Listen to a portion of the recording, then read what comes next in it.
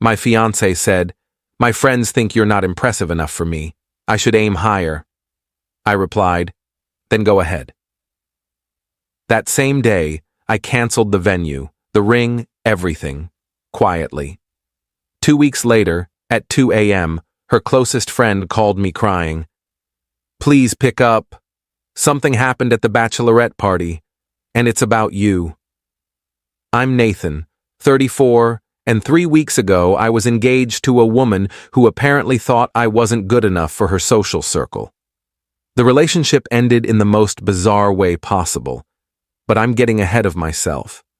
I'd been with Amy for 4 years, engaged for 6 months. We met through work. She was in PR. I did project management for a mid-sized construction firm. Nothing glamorous, but stable and well-paying. We had what I thought was a solid relationship. We traveled together, had the same sense of humor, talked about having kids someday. Her friends always seemed nice enough when we hung out, though I noticed they had a tendency to talk about money and status more than I was comfortable with. The breaking point came on a Wednesday evening 3 weeks ago. We were at her apartment having dinner. I'd picked up Thai food on my way over, and she seemed distracted, kept checking her phone, giving short answers to my questions. Finally, I asked what was wrong. "I had lunch with the girls today," she said, not looking up from her pad. "Thai, okay. How was it?" "They were asking about the wedding, about you." Something in her tone made me set down my fork. "What about me?" She sighed like I was making this difficult. "They were just asking questions. What you do, what your family's like, what kind of life we're going to have." And honestly, Nathan, they think I could do better, that I'm settling. I sat there for a second, processing that. "Your friends think you're settling by marrying me." They didn't say it like that exactly. They just think you're not as ambitious as you could be, that I should aim higher. And the more I think about it, maybe they have a point. A point about what? About whether we're really compatible long term. I mean, you're happy with where you are career-wise, but I want more. I want to travel first class, live in a nice neighborhood, send our kids to private schools. Can you provide that? I felt something cold settle in my chest. "I make good money, Amy. We've talked about our future. You've never said any of this was a problem before." "I know, but talking to the girls made me realize I've been, I don't know, not thinking big enough. They think I should be with someone more impressive, someone who makes them jealous, not someone who makes them ask, 'But what does he do exactly?' So your friends don't think I'm impressive enough, and now you agree with them." "I'm just being honest about my concerns." I nodded slowly. "Okay. Then go ahead and aim higher." She looked surprised. "What?" "If you think you can do better than me, go ahead and try. I'm not going to sit here and audition to be good enough for you or your friends. Either you want to marry me or you don't." "Nathan, don't be dramatic." "I'm not being dramatic. I'm being clear. You just told me I'm not impressive enough. You think you're settling. So don't settle. We're done." "Wait, you're breaking up with me over this?" "I'm trying to have an honest conversation." "No, you're telling me I'm not good enough while expecting me to somehow convince you otherwise. I'm not doing that. You can have the ring back tomorrow. I'll drop it off." I left, drove to my apartment and sat on my couch for about 2 hours in the dark, just processing what happened. Then I started making calls. First, the venue. Canceled, lost the deposit but didn't care. The caterer, canceled. The photographer, canceled. I'd paid for about 70% of the wedding expenses because Amy was saving for the honeymoon. So most vendors had my card on file. I systematically canceled everything I could that night. The next morning, I took the engagement ring, an $8,000 ring I'd saved for over a year to buy, back to the jeweler. They had a return policy within 90 days minus a restocking fee. I got about $6,500 back. Then I texted Amy, "Ring is returned. All wedding vendors I paid for are canceled.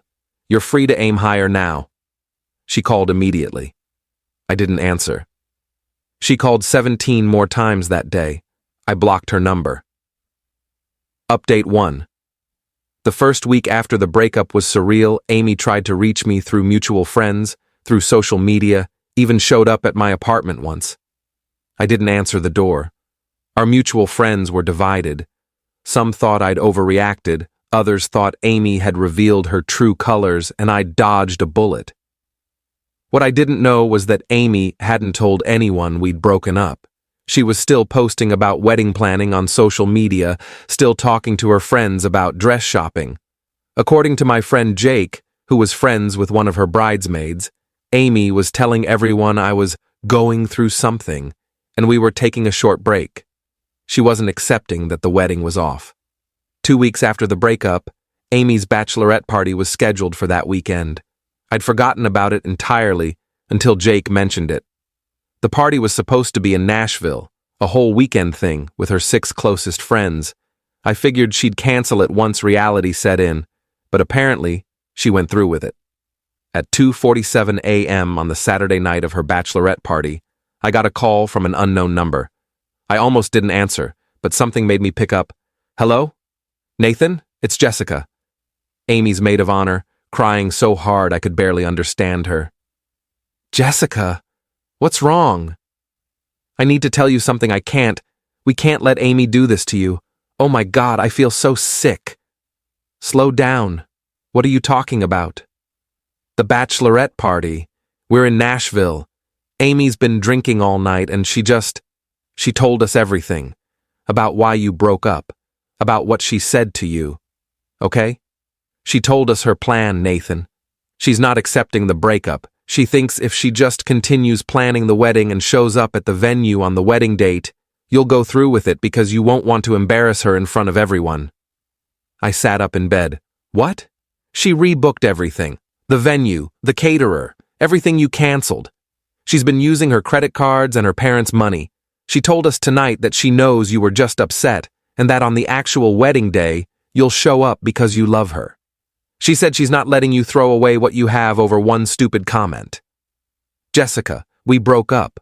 I told her we were done. I know, that's why I'm calling. She's delusional, Nathan. She thinks if she just pretends everything is fine, it will be. And her friends, these girls here, they're encouraging her. They keep saying you'll come around, that all guys get cold feet, that she just needs to be persistent. Where is Amy now? Passed out in the hotel room. But before she passed out, she said something else, something that made me physically ill. What?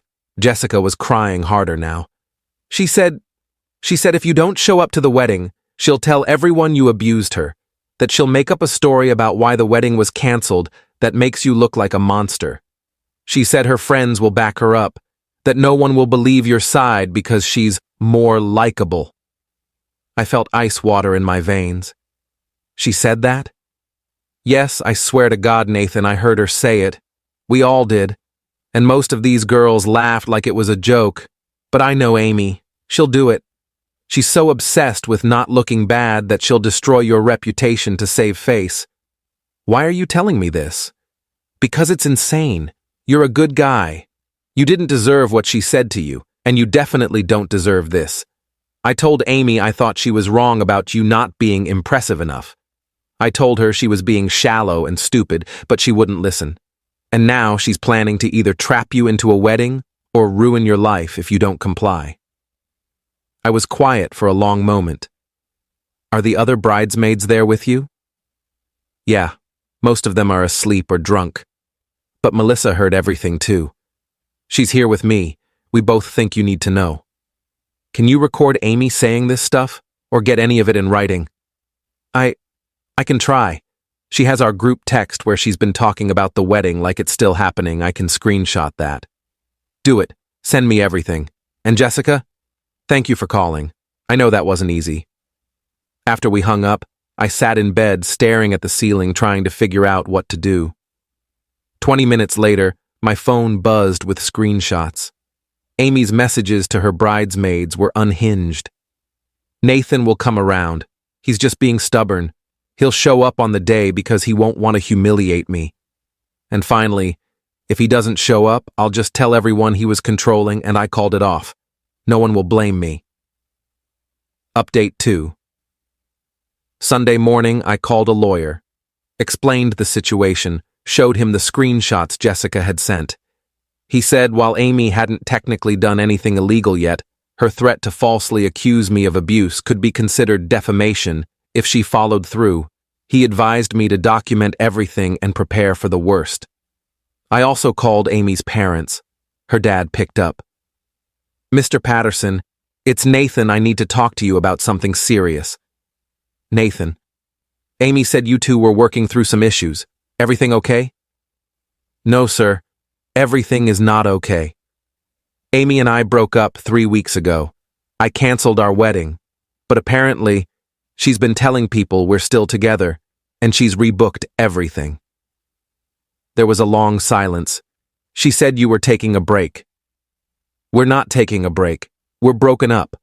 She told me I wasn't impressive enough for her and her friends. When I ended things, she refused to accept it.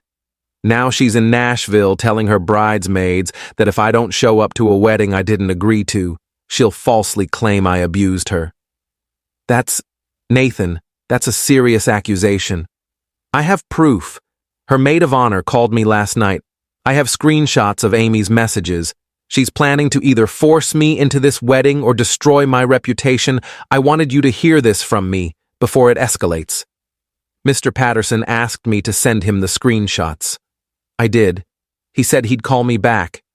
He called back 2 hours later. I talked to Amy.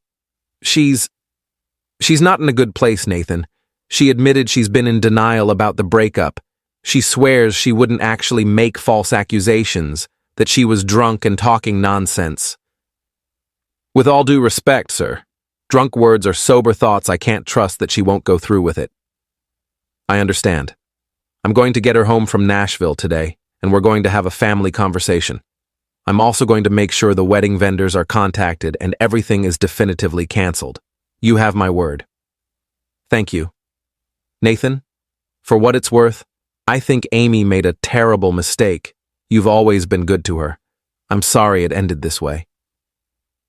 Update 3. Amy's parents did cancel everything and apparently staged some kind of intervention. Jessica texted me updates over the next few days. Amy was forced to tell her friends the truth, that we were broken up, that she'd sabotaged the relationship by telling me I wasn't good enough, and that her plan to wait me out had failed spectacularly. The friend group imploded. Jessica and Melissa both distanced themselves from Amy, disgusted by her behavior. The other bridesmaids apparently felt deceived and embarrassed that they'd been helping plan a wedding that wasn't happening. Amy's reputation in her social circle took a massive hit. 4 days after the Nashville incident, Amy sent me a long email. It was partly apologetic, partly defensive, and included a lot of excuses about how she'd been confused and influenced by the wrong people. She claimed she never would have actually accused me of abuse, that it was just drunk talk. She asked if we could meet for coffee to get closure. I didn't respond. A week later, I heard through Jake that Amy had started therapy. Her parents had apparently made it a condition of continuing to support her financially. I was glad she was getting help, but it wasn't my problem anymore.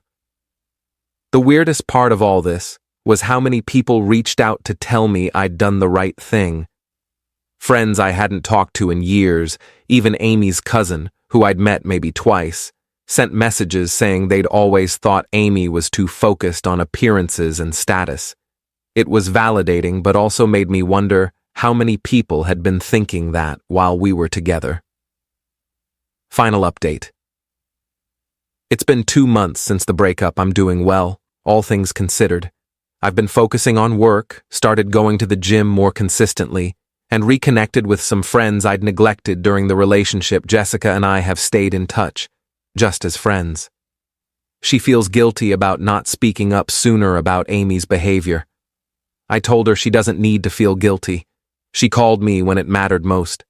Amy moved to a different city about 3 weeks ago, got a job transfer according to Jessica.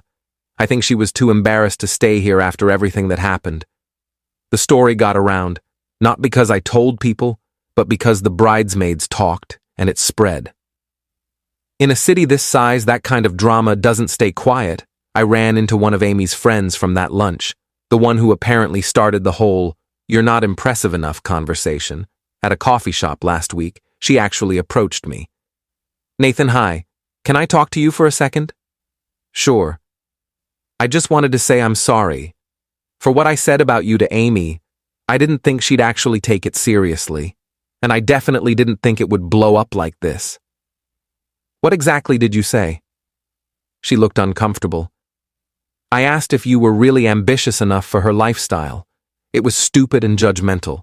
I was projecting my own issues onto your relationship. Amy's always been a little insecure about how she measures up, and I think I fed into that. I feel terrible." "Did you know she was planning to go through with the wedding anyway?" "No, I swear I didn't know about that until after Nashville. When I found out what she said about making false accusations, I was horrified. That's not okay." "No, it's not. For what it's worth, I think she really did love you. She just got it in her head that she needed to be with someone more flashy to prove something to people. It was never really about you." I nodded. "Thanks for apologizing.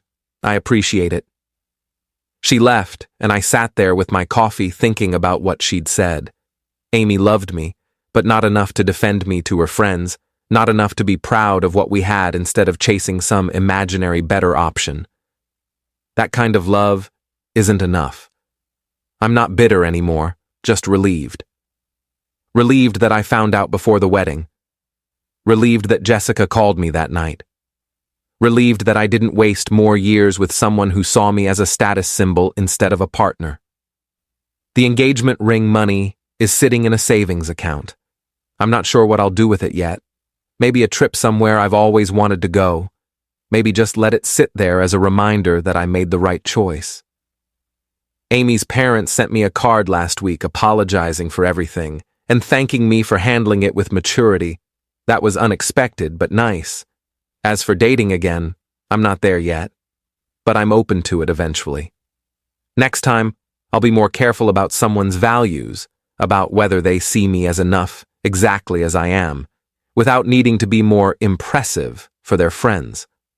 I learned that the right person won't need to aim higher because they'll already know they hit the target.